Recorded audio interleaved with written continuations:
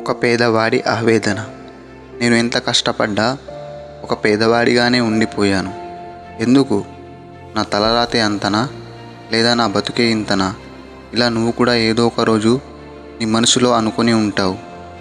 దీనికి కారణం మన పరిస్థితిలో లేదా డబ్బు లేకపోవడమో కాదు, మనలో ఉన్న టాలెంట్ని మనం గుర్తించకపోవడం.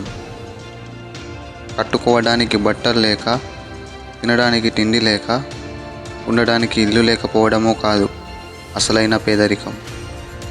పేదరికం అంటే నీలో దాగి ఉన్న ఒక గుర్తింపు. అదేనండి నీ కళ, ఆశయం, టాలెంట్, ఎడ్యుకేషన్ స్కిల్స్.